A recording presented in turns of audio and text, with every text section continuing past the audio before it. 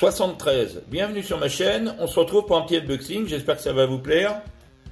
Bon, allez c'est parti, on va ouvrir. C'est du carton.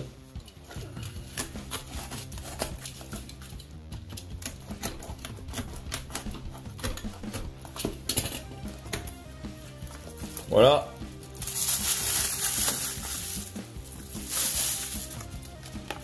Alors, est-ce qu'il y a des informations? Aucune information.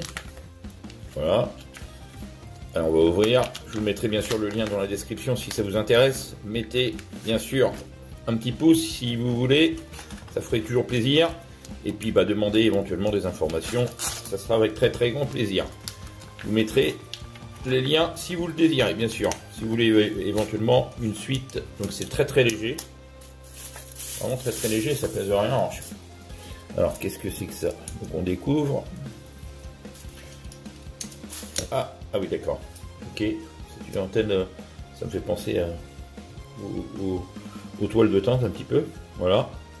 Donc, je vous montre la totalité. Hop. Et ici, bien sûr, où c'est plus lourd. Mais bien sûr, en base magnétique.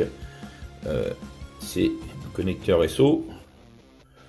Bien sûr, PL, pour se mettre sur la PL. Donc, je sais pas si on voit quelque chose. Non, c'est pas évident. On n'a pas grand chose. Non, on voit pas grand chose. Voilà. X machin. Donc en fait, finalement, l'antenne prend très peu de place. Vous pourrez bien sûr la tester. Ici, alors, je vais vous montrer éventuellement juste là commencer. De finir le réglage. Ah bon, ça, il y a du vert. Je sais pas ce que c'est. Bon, on va essayer. Alors. Hop, ça se visse, et après vous vous retrouvez avec une antenne quand même relativement grande. Alors je sais pas exactement la taille, je vous dis ça tout de suite. Hop là, alors la taille, alors on est à 85 cm à peu près, à peine 85 cm. Voilà, alors je vais bien sûr analyser, si ça vous intéresse. Je vais faire un test quand même un peu plus complet. Je vais analyser ça tout de suite, je vais mettre ça sur une embase magnétique. Voilà, alors l'avantage, j'ai oublié de vous le dire, c'est que ça peut se mettre derrière un poste transceiver, mais sur un mobile, là, on peut quand même légèrement incliner l'antenne. Voilà, c'est un peu coudé, mais bon, c'est pas forcément sur ouais, théoriquement, mais bon, on peut pas tellement ça revient presque à la verticale, donc c'est un petit peu quand on voit les photos, donc c'est pas forcément génial. Voilà. Bon, on va tester ça. Donc, je vais brancher sur le nano. Alors, on va brancher ça, on va voir ça tout de suite ce que ça donne. Ça peut être sympa. Qu'est-ce que va donner l'antenne? Alors, là on est en. Je vais essayer de zoomer un peu. On est en 439. Alors, on va essayer de passer en 446. Allez, 446, 400. Voilà. Donc, vous voyez, c'est pas trop mal finalement. Voilà un petit peu la courbe de l'antenne. Donc globalement, vous pouvez trafiquer quand même sans trop de difficulté en 446. Je vais essayer de refaire la mise au point. Voilà, 446, 400.